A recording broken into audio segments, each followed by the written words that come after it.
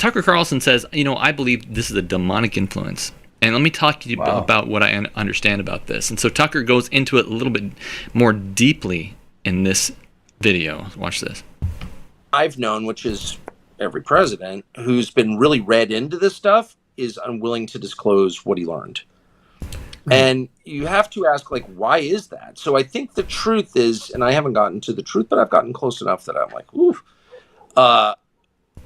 I think it's very, very disruptive, like way disruptive. It's not just that Lockheed is making a lot of money on anti-gravity technology or, we've been visited by people from their planet or whatever. I mean, I think there's more there. I mean, there is more there. So, and I'm not, exactly sure. I'm not going to speculate, but I think it's a big deal. I think it's a bigger deal than we often allow for it being. There's this process of recovering of these craft, whatever they are, right? And the so-called biologics that reside within, supposedly.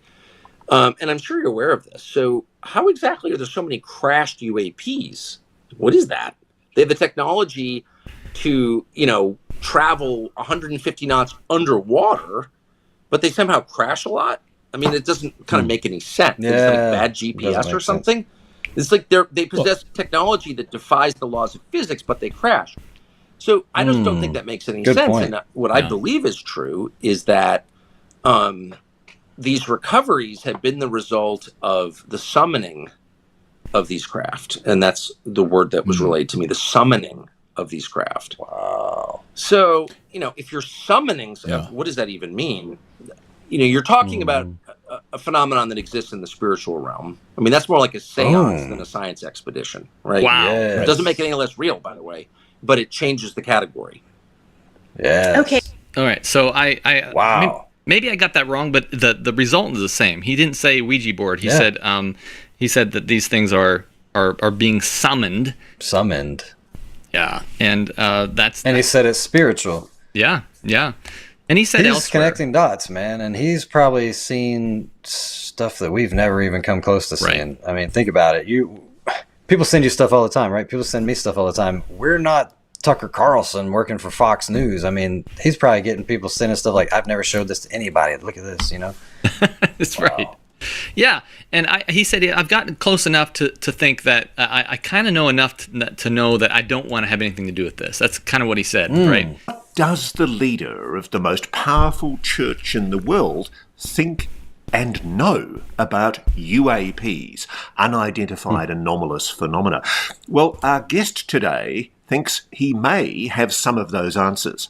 A computer programmer by profession, Gabriel Piedra has a doctorate in theology from the Spain-based Teológica Servii y Salud, the Theological Commission for Service and Health, and he also has some scientific training. He's qualified in plant-based nutrition from the T. Colin Campbell Center for Nutrition Studies at Cornell University in the US, and he's made a study of molecular biology. Gabriel's new book delves into an issue I've heard some about, but not a lot of hard detail: the Vatican's interest in UFOs and anomalous phenomena, and in particular what Gabriel reveals about the current Pope Francis's strong connections to and apparently intense interest in unidentified anomalous phenomena. His book is entitled A New Civilization: The Hidden History of the Catholic, Freemasonry and Non-Human Intelligence, and the story of Jorge Mario Bergoglio before he ascended to becoming Pope Francis is absolutely extraordinary, to say the least. The phenomenon, you say, is behind every religion, and that it comes from God, and that in this matter the Vatican is trying to prepare the world for a future revelation. Where's your evidence for that, my friend? Pope Francis is the first pope that has been very open, at least when he was in Argentina, about this subject.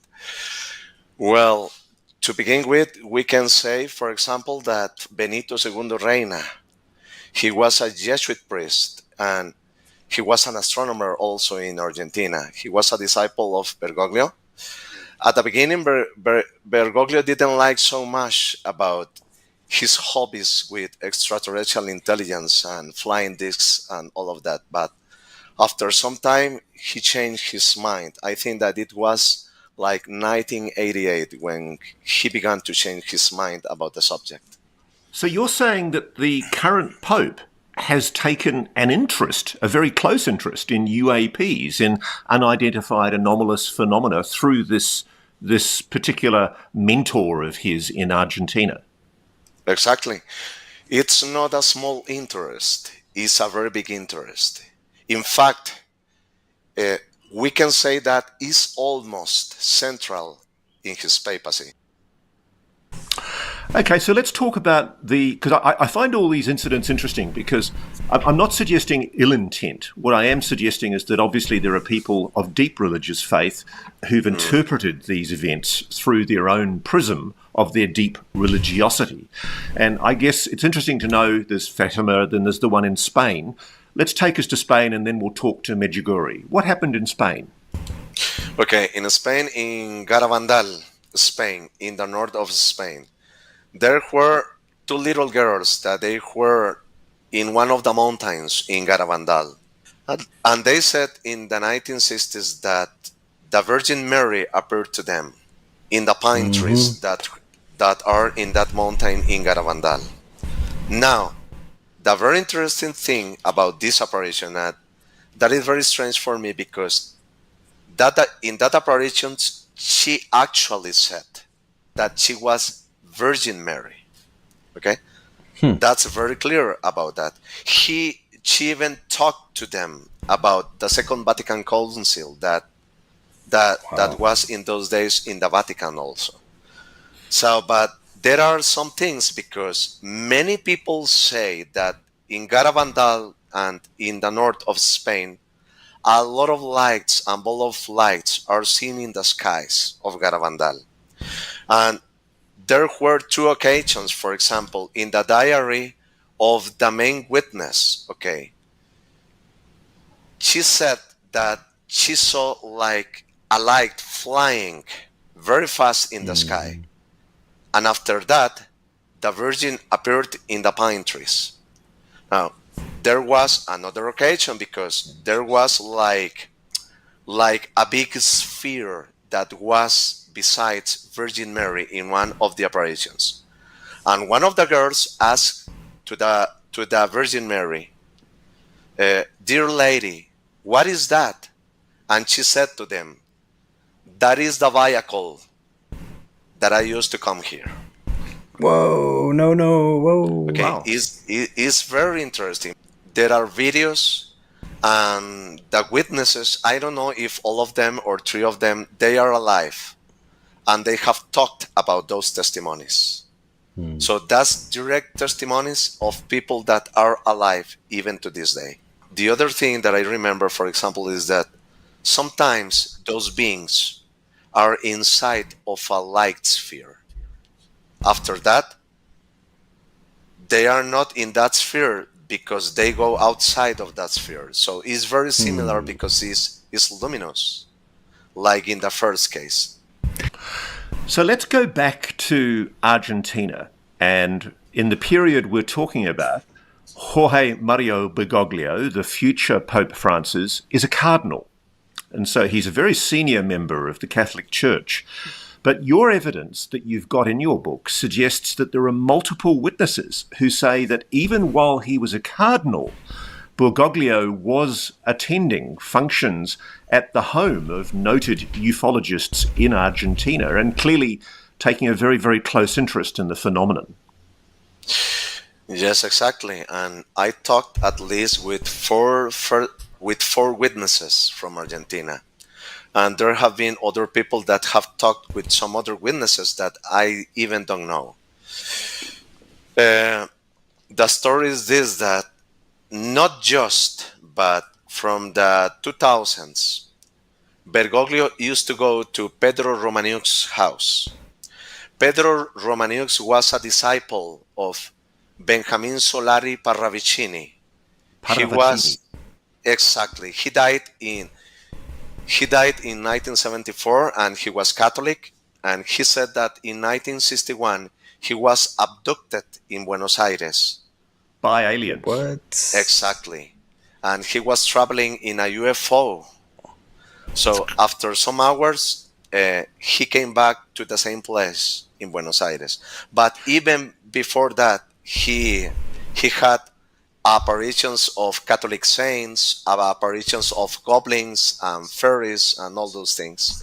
The point that you're making is that these were mentors to Bergoglio before he became Pope. And Bergoglio, as a cardinal, was engaging with these people extremely closely. Exactly. Well, what I know is that Bergoglio, he didn't know personally Benjamin Solari Parravicini. He didn't know him personally, but he knew in person Pedro Romaniuk. And Pedro Romaniuk was disciple of Parravicini. And Parravicini used to make a lot of drawings regarding prophecies, something that were going to happen in the future in Argentina, in the world, in the Catholic Church. The coming of a new pope that was going to come with very new ideas, going to the streets to help the poor and all those things. And actually, that prophecy is something that Pope Francis is recommending to the people to do until this day. Oh, interesting. And when he was in Pedro Romaniuk's house, they used to chat a lot with people from the artistic world in Argentina, politicians like Elisa Carrió, that she is a congresswoman. She was one of the presents in those meetings. And in those meetings, they used to talk the whole night, many times. They used to talk about three subjects: extraterrestrial intelligence, that they were visiting the Earth, Benjamin Solari Parravicini prophecies, the future of the Catholic Church, and life after death. So your point is that this is not an idle interest by Cardinal Bergoglio, as he was at the time. This was an intense interest. He was very closely engaged with the UAP mystery. Yes, he was very deep in that. Whoo-wee! Man, I'm like really interested in this guy he's talking about. I couldn't catch on to who he said, but he was the one that was painting and making prophecies about the future pope that now Pope Francis is recommending that people like read. Yeah, it sounds like he was. I had a hard time understanding. I had to go back through it 3 or 4 times to really try to grab the condensed version of this. But what I want to do is I want to get his book and really dig further in to what he's saying, because this is really interesting that Bergoglio, or Pope Francis, is so closely tied to this UAP phenomenon and even believes in extraterrestrial intelligence and talk about this. There was a terror attack in 1994. There was an attack on an Argentinian-Israeli mutual association building in Buenos Aires that killed 85 people and injured hundreds of people. And in 2006, Argentinian prosecutors accused Iran of directing the bombing carried out by Hezbollah. And it has come out, including in some of the more prominent newspapers in Argentina, that a former senior official with Argentina's intelligence service, Juan Bautista Joffre, also a former ambassador, told an Argentine TV show that when they were investigating an Iranian-sponsored terror attack on Argentinian soil, they listened to a wiretap between Yusuf Khalil and Abdul Karim Paz. This was reported in the La Nación newspaper, which is one of the top newspapers in Argentina. And Yusuf told Karim that he had met the head of the Vatican intelligence services in Argentina, a guy called Hector Luis Yeremia, and they'd agreed to introduce him to the head of Vatican intelligence. The Vatican intelligence chief in Argentina told Yusuf he was a Freemason, and so was Pope Francis. So you've listened to that recording and you've verified that that's what was said. Is that correct? Yes, exactly. It is a phone recording of 8 minutes, because when Joffre said that on television, okay, I know that he's very serious doing investigations about all these things, but I was thinking I need to listen to the recording, and I got access to the recording and I listened the whole recording. And he said that Pope Francis is a Freemason. And so where does Pope Francis stand? Because there's been this, I mean, as I understand it, it's still proscribed officially by the Catholic Church that you can't be a Catholic and a Freemason, that Freemasonry is incompatible with the Catholic faith. Is that still the case? More or less, we can say. Why? Because, for example, November last year, Pope Francis signed a document that was stating what we knew from 1983 from Cardinal Ratzinger, the past Pope Benedict XVI, that Freemasonry was not allowed in the Catholic Church, that no Catholic can be a member of the Freemasonry society or the order. But it's a kind of contradictory, but because when you see in years past, Pope Francis was very welcome with some of the Freemasons from France. And he has been very, very open with the Freemasons in Austria also. And in fact, I had some communication some years ago with one of the persons in charge in the Freemasonry in Austria, and he stated to me that the conversations with the Vatican were very well with Pope Francis. You've also cited in your book how in 2013, Angel Jorge Clavero, the then Grand Master of the Argentine Grand Lodge, which is a Freemasonry lodge, told one of the top newspapers in Argentina that although there's not a fluid relationship between Freemasonry and the Catholic Church, the Jesuits, of which of course Pope Francis is one, are the closest sector from Catholicism. And he pointed out, quote, "There have even been Jesuits who, with the permission of their priors or provincials, have belonged to Freemasonry." So that's a very big hint from the Argentine Freemason Lodge that the Pope or people close to him may in fact be linked to Freemasonry. Wow, very interesting. I think it's interesting because it's hard to show this, but this is a Catholic website, Catholic Answers, and it's like God's all-seeing eye isn't Masonic. The all-seeing eye is in the Catholic Church. They also have the double-headed phoenix, which they'll say is like a double-headed eagle. That's a Freemason symbol. If you look at any car that has their whatever rank they are in Freemasonry, level 33, 32, it's always this double-headed eagle.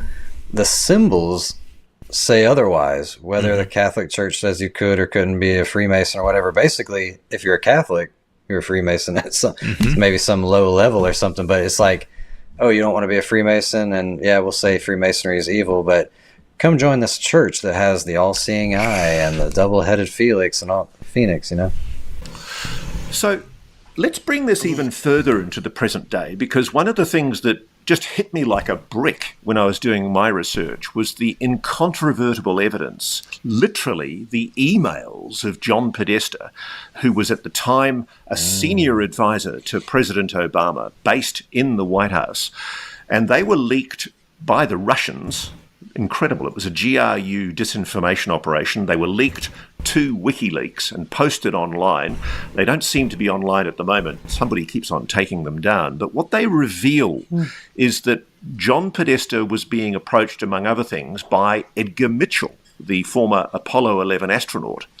And Edgar Mitchell had sent an email to Podesta in January 2015 claiming that the Catholic Church knows all about an extraterrestrial intelligence engaging with planet Earth. And it made much of the fact that the Vatican had hosted global seminars of the repercussions of humans interacting with ETI and how this will affect religion and consciousness.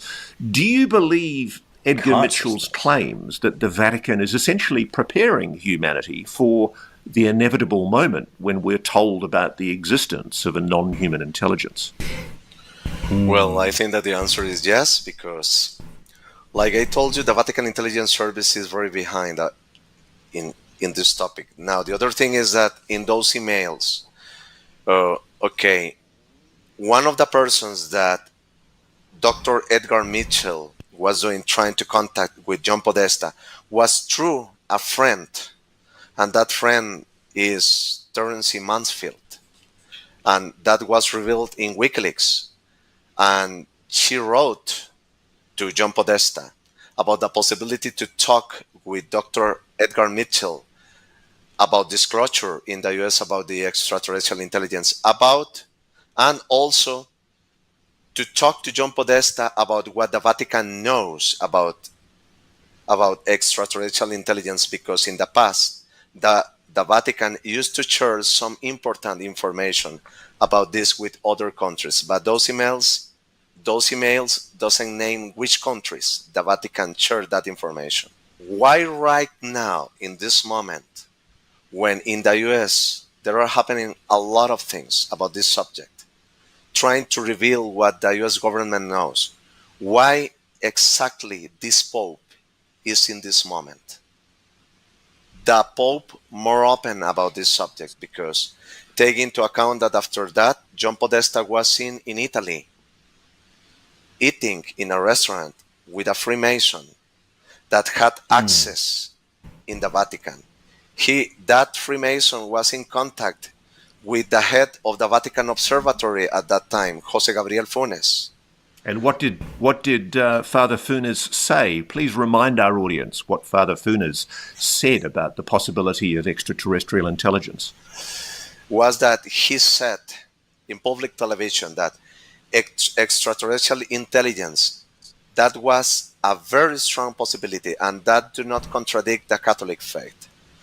Now take into account this, because before Pope Francis became Pope, Jose Gabriel Funes and Bergoglio knew each other for many years in Argentina. Now, in 2016, they are working all of this, and that Freemason was in contact with Jose Gabriel Funes, and Jose Gabriel Funes and this Freemason used to help each other to open the door for going to some meetings in Russia to talk about extraterrestrial intelligence. There were people from US, Freemasons, from China, from Israel, and they used to talk about the possibility about all of this that maybe is in the scriptures, in the Old Testament or in the New Testament, in the Holy Bible. So they used to talk about this, and even they talked in Russia that was true, that there were extraterrestrial intelligences that were visiting the earth, and that information went to the Vatican through this Freemason. Wow. Well, you've helped us dot the I's and cross the T's very well, my friend Gabriel, but there's one final question before we do a wrap. And that's coming back to what we introduced this show with, which is the Pope's speculation about whether he would baptize a Martian. What did he eventually say? Did he say he would be willing to baptize a Martian? Well, what I can say is this. The context, two things. The first thing, the context was that we need to welcome to any person from any country. That was the context. But if you took the history, his background in Argentina with this subject, maybe there was another intention, like a hint for the future regarding something to say. So, in closing, it's fair to say you are speculating that Pope Francis may very well be very strongly inclined towards a fairly progressive admission about the existence of a non-human intelligence engaging with this planet. Yes, and because this small thought, given that Pope Francis liked a lot Parravicini said about a new papacy for the future, to unite the world, and a future where extraterrestrial intelligence is going to be revealed to the world. Wow, dude. This is getting heavy, man. This is nuts, bro. I wonder if somehow AI plays into this or something. I don't know.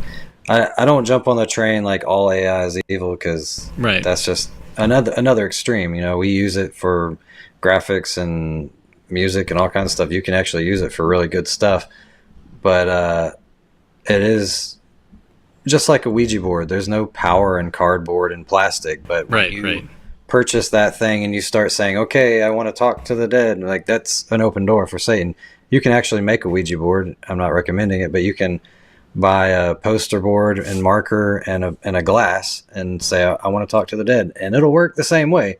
So yes, Satan can communicate through ChatGPT or whatever, but I just wonder how they're going to do kind of like the soft disclosure. Like, how are they going to softly disclose the aliens are real? Because they keep saying that there's going to be mass hysteria if they just, you know, appear to us all.